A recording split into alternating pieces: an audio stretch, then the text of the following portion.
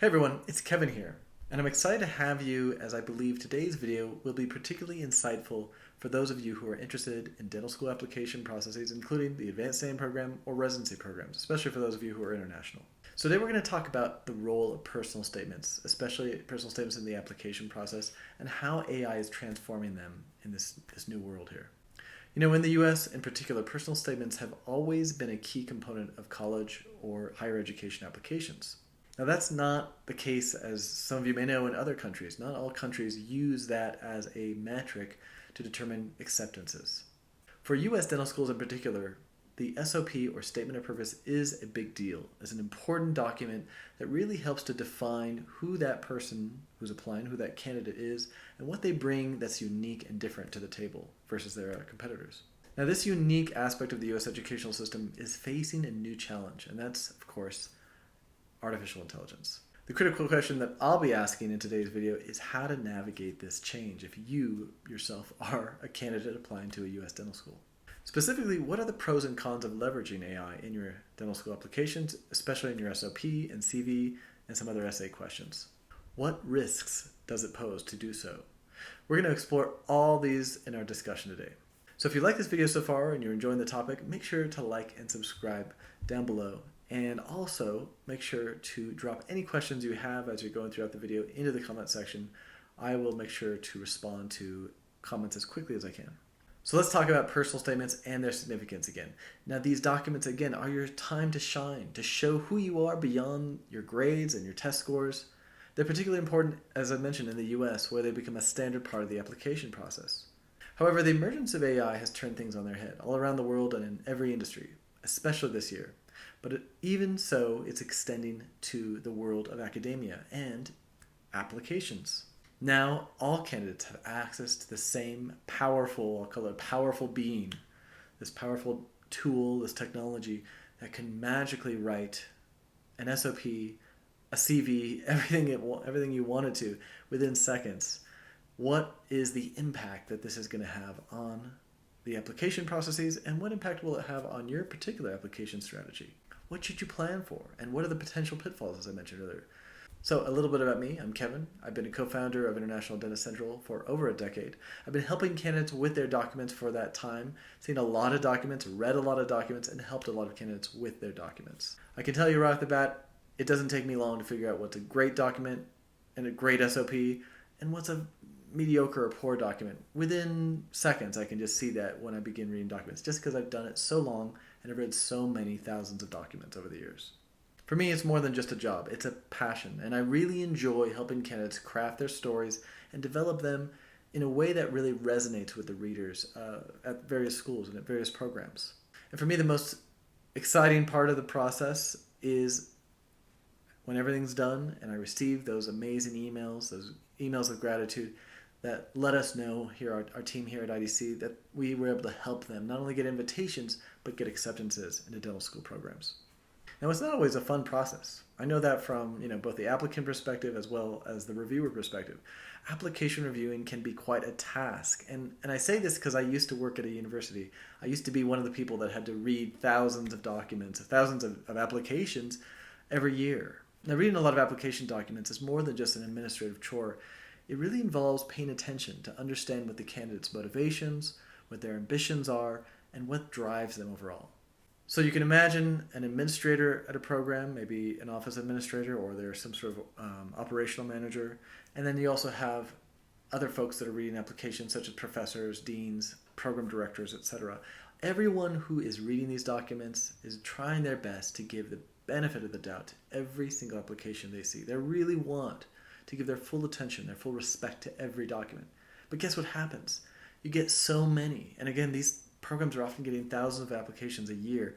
You get so many applications and so many documents to read that you start to become a bit cynical, a bit skeptical, and start to question the sincerity, the authenticity of each candidate as you're reading them. This is especially true after you start to see patterns. You start to see the same patterns over and over again, the same types of stories, the same types of wording, the same types of phrasing. And it doesn't take long or too many documents of reading to realize that this is happening, that there are so many people writing the same thing and doing the same thing. And this is without AI. This is just before we even have AI enter the stage here. So for years, this has been a problem for application reviewers of all types, is that a lot of people don't think that creatively, and it's not anyone's fault, but a lot of applications look and sound the same. A lot of statements of purpose and personal statements sound the same. Now, a lot of times at IDC here, we kind of come into the picture after an applicant has attempted an application process once or twice. They've submitted their applications, they haven't really gotten anywhere, and then many will come to us after facing rejections, and then we work with them to bring out their unique stories, to shape their narratives in a different way that really tries to connect better with the admission committees. In this era of AI, though, it's crucial to understand what the implications of AI are on this. How is it going to affect this whole process? How is it going to affect their decision making as a program? Now, I'm somebody who loves technology. In fact, I'm a bit of a coder myself, and I've actually witnessed firsthand the capabilities of AI in terms of coding. And I would say that is really when I started to become enthralled and just amazed by the power of AI. When you see it right, it's impressive. You know, writing is an impressive skill in general, but there's a lot of great writers and a lot of bad writers. And you can see how, a computer could kind of figure that out to a certain extent with algorithms and stuff. But when I began to use it for coding, that's when the game changed for me. And I realized, wow, this technology is extremely smart. And it's not just that it can crunch numbers quickly, it's that it really understands the context of what the person is asking for. And so I've been really amazed. I'm very I'm excited about this future with AI, but I'm also nervous about it. And I think a lot of us can relate, right? Where many of us feel that way right now. However, outside of coding, when it comes to AI used for writing application documents, even though I'm a technology buff, even though I love technology, I'm usually very pro technology, I would urge a lot of caution. Now, I'm going to get into exactly why I would urge caution. The first thought you might be thinking is, oh, well, of course he wants us to be cautious. Of course he doesn't want us to use AI because, him and his company help people with their documents. So obviously that's why. You know what? Believe it or not, there's actually much better reason that I urge caution than that. It's actually something that I think all of us need to take a look at and really question, what is this going to do to the application process? I'll give you a little bit of a preview of what I think is going to happen in a few years. My guess is that AI is going to be so disruptive to the application processes of many medical and dental school programs that it is going to make personal statements and statements of purpose obsolete. It's not going to matter anymore because once schools start to realize that 90-ish% of all documents are not generated by the candidate anymore, they're generated by an AI, they're just not going to want to read these things anymore. What's the purpose? It's a worthless metric because it's going to start basically being another layer of separation between that school and the candidate. And they're going to have to find other ways to assess who this person really is, what is really driving this candidate, and what their ambitions are. Now, in terms of the candidate right now, AI certainly makes the process easier for you. It offers perfect grammar, fluid prose, and can generate complete documents in literally seconds. This is totally tempting for candidates who might otherwise spend weeks crafting their personal statements. Why wouldn't a candidate want to use this? However, the critical question to me is whether this ease comes at a big cost, a cost of authenticity and uniqueness in your SOP. Now, in a second, I'm going to get into what I mean by that. What is, this idea of what's the cost of the ease of use of AI and how it can negatively impact the quality of your SOP. But before I do that, I want to kind of talk about a program that sponsors this video. We call it the All-In program. It's offered by us, so we're sponsoring our own video here. And the All-In program is designed to provide comprehensive assistance to a small group of candidates that we work with each year. Now, with the All-In, we work on your documents. We help you craft SOPs without AI, and I'm going to get into that in a little bit, why we don't use AI when crafting our documents. We help with CVs, not just SOPs. We help kind of guide the letter of recommendation process with you. We also help with essay questionnaires, and that comes all within the same package. Now, with each All-In candidate, we dive deep into your story, what your motivations are, how to help you articulate the things that will resonate with interview and selection committees. The goal is to help you secure as many interviews as possible and ultimately secure an admission. So if you're interested in learning about the All-In program, please head over to our website at internationaldentistcentral.com. I'm going to put a link down below, and you can just click on that, and that's all about the All-In program. And if you have any questions, please let us know. Now back to the topic of AI in your application. I mentioned the possible cost of utilizing it when you're writing your documents, especially when you're writing your SOP. Now, while the benefits are clear, the ability to produce well-written documents super quickly, and it can even generate stories and ideas and even complete essays that sound really impressive on paper, here's the catch. AI operates on a finite data set right now. Yes, it's a big data set, but it's still a finite one, and especially as you get into smaller niches of knowledge, if you will, human knowledge, that data set gets smaller and smaller, right? So when we think about dental school applications, that's a pretty small subset of data that it had to train on compared to the rest of the internet. It's not the biggest pie out there. There's a lot bigger pies out there. You want to look at, again, coding, as I mentioned. You can find gazillions and gazillions of pages from things like Stack Overflow on various coding techniques, right? So the corpus of data on coding is massive. A huge pie slice compared to the slice related to dental school applications, and then even smaller for dental school applications in the United States or Canada. We're talking a teeny set of data it had to train on.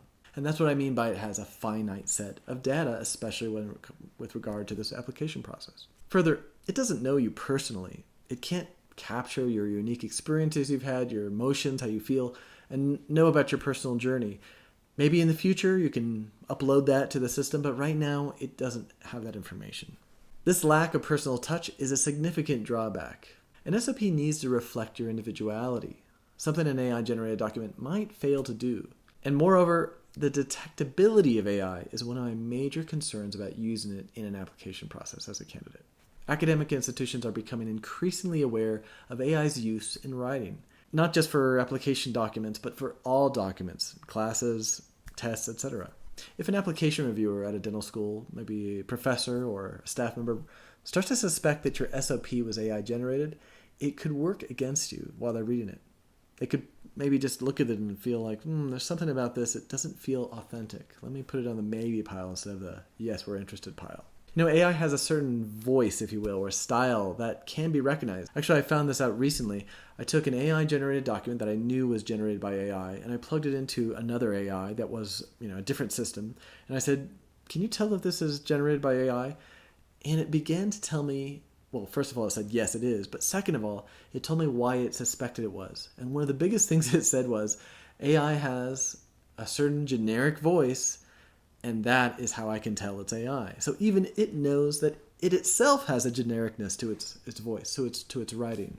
So, AI can detect it very easily, but also academics, they don't even need an AI detector a lot of times. They can probably just look at it and be like, pretty generic, says a lot of stuff, but not really saying anything. That's another kind of tip-off that there's AI going on, right? Blah, blah, blah, blah, blah, to say the same thing. It's also very repetitive. I don't know if you've noticed that, but it can be very repetitive, and you'll find the same points being made in multiple places in the document where a human wouldn't really do that. They would just say it once and they move on to other things.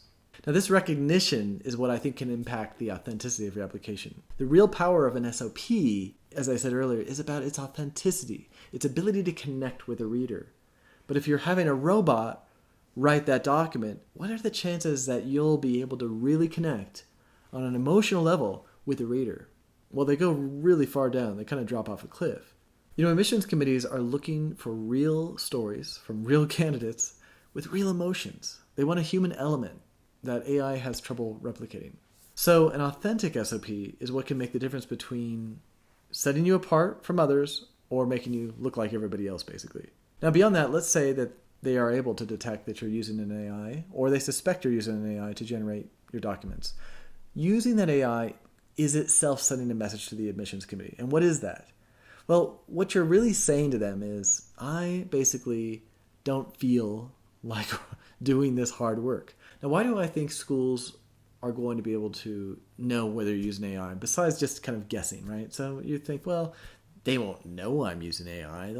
Maybe they might guess, but what are they going to do? Throw me in the bad pile? They can't, because they don't know. There's no proof, right? Well, that's not exactly true. AI detectors are getting pretty smart. And why is that? Because they're using the same technology to detect artificial intelligence writing as they are to generate artificial intelligence writing. So what better system to detect than the one who's written it? It knows itself better than humans, actually. It's using a bunch of different algorithms to figure this out. And if you get into the science, there's some data out there on how it determines this. But the point is that it's really good. And humans are not even good at obfuscating that, even when they try. The tendencies of a human to write compared to the tendencies of AI to write are quite different. And now you can try this. You can just Google AI detector and run some AI content through that and see what's happening. And then run maybe one that you've written, a document you've written a few years ago before AI, and see if it can detect real human content versus AI content. And it can, usually. It can figure that out pretty easily. So if you can imagine that schools are expecting this kind of tidal wave of AI papers coming their way, well, and they probably had a little bit of a taste of it last year, by the way. So now they're expecting a big wave of it coming. What are they going to do? What are most logically thinking schools or programs going to do? They're going to pick up a $10 or $20 a month AI detector, pay for it. The department will be happy to pay for that. And they're going to run every single CAPIT application or single residency application through the AI detector. No big deal. It's just part of the process. Just like they check your GPA, just like they check your stats. They ensure that everything looks good. They put a checkbox on that. They're going to do the same with the documents. Make sure that they're not AI written. And if they are AI written, well, that's where you're taking a big risk. Because you can guess that they won't know or not know, but you don't know what happens behind those closed doors. All we know is what they tell us on their websites, which isn't much. So my guess, having worked in selection committees before and having to process lots of candidates, is that they're going to do everything they can to make their job easier. And if they can get rid of 30% of the candidates who wrote their documents in AI, just like that, well, that's easy. That's great. Now, why wouldn't they want a candidate who's written their document, their SOP, in AI? Why not just think, oh, this person's taking advantage of new technology. That's great. Well, it doesn't exactly send that message, I would say. In fact, I'd say using AI might send the wrong message altogether to an admission committee. It could imply just a lack of effort, a lack of willingness to be a little uncomfortable, to spend a little more effort and brain cycles, and the stress of having to really pull out something of your memories and your childhood and your fun ups and downs of experiences of life. It takes a lot out of you when you're writing that SOP without help from AI, and that is uncomfortable. So what you're saying to a selection committee when you deliver them an AI written document is, I'm really not willing to do that kind of work. I'll just pass on that. And compared to somebody who is willing to do that work, is willing to, metaphorically pull the teeth and go through that pain of writing something without help like that, well, the comparison is this. This person is willing to get in and do the work. This person is lazy. I mean, that's just kind of what they're going to be thinking. And maybe that's true, maybe that's not true. But that's the risk you run by opting to use it, in my opinion. And if it were me and there was so much on the line, if I'm going to be spending thousands of dollars on applications, if I'm going to be spending all this time on my profile to make it amazing and doing dental assistant hours every week, laboring to get my profile to be pristine and beautiful, passing the INBDE or passing other exams, if I'm going to do all that work just to submit something that shows that I'm not willing to do much work and I'm lazy, that doesn't really resonate with me. That's not something that I would do if I were a candidate. I would take zero risks during this process because I know that every single thing is a message. Every action I take, whether that be applying early or applying late, both are messages. They are communications to the selection committee. So if I'm going to write an SOP, I'm going to write it from my heart. Now, as you are finding out, or as you already know well, the competitive world of dental school applications is incredible. It's very competitive, especially for international candidates, as we've talked about many times on this channel. And showcasing yourself as someone who's not willing to do a lot of work or doesn't want to be uncomfortable is not a great impression to make. That said, AI can be a helpful tool, but it should be used judiciously. It should only help you with something really basic like grammar. Don't let it change your words. Don't let it write on your behalf. If it wants to check your grammar, great. That's a useful purpose of that tool. The core of your SOP, the core of your personal statement needs to be about your story, your experiences, your dreams. Why are you here? Why are you in this process altogether? Why are you interested in working in the US or going to a dental program in the US? And what evidence do you have of that? What do you have to back that up, that this is why you're here? Not just because life brought you here, but you wanted to be here. AI doesn't know the answer to that. I mean, you can tell it, and it might catch on, but again, then we deal with the whole detection issue, and that's, to me, the biggest danger thing that I would avoid at all costs. So that said, we do provide editing services. That's not a secret. And so you might think, well, okay, well, what's the difference between having, an editor help me and an AI help me? Isn't it the same thing? It's not coming from me, really. It's a disconnect between me and the reader. Well, absolutely, that's a danger. And that is something that we have really worked hard at IDC to make sure it doesn't happen. In fact, we don't do any ghostwriting on any of our candidates because of that reason. A lot of times you'll find folks that will write your SOP for you. We won't do that at IDC. And why? It's because of the same reason. We don't want to take the risk of us making assumptions about you. And then also we have a few other candidates and we're kind of writing similar things. We don't want that to happen. So we ask every candidate to write their own documents first, and then we'll help you with that process. We'll help massage those documents in a way into something that helps bring out what you're trying to say in a clear, more beautiful way. But again, it's a very fine line to us, and we want to make sure that the integrity of that document stands on its own, that it is your document created by you and about you, and no one's guessing about that. And so if it's coming from the heart, that is really, in my experience of doing this 10 years, the best way to have the best results for that application, and make sure that you are putting yourself in the position of having more and more interviews, which is kind of key here. So that's all I got for today. I hope that's helpful to folks, and I hope this at least makes you think before you take any action. Again, you might see lots of people jumping on the AI bandwagon and saying, yeah, let's use it, this is great. But I want to put out there just a few cautionary tales, and maybe just a prediction or two of what I think could happen this year and also in future years. As I mentioned earlier, I think the arrival of AI is going to turn the application process on its head. And that's true for many industries, many fields, even dentistry, it could be down the road. So that said, those of you who are watching, I hope this helps kind of give you some insights and be a little more thoughtful about if you're going to use this technology, how to do it and how to do it safely. But I also want to encourage you in any way, whether you use it or not, to make sure that you are writing from the heart and not from a robot. Anyway, hopefully that was helpful to you. And if you have any comments at all or questions, put them in the chat as I mentioned, and we'll get back to you as quickly as we can. Thanks so much.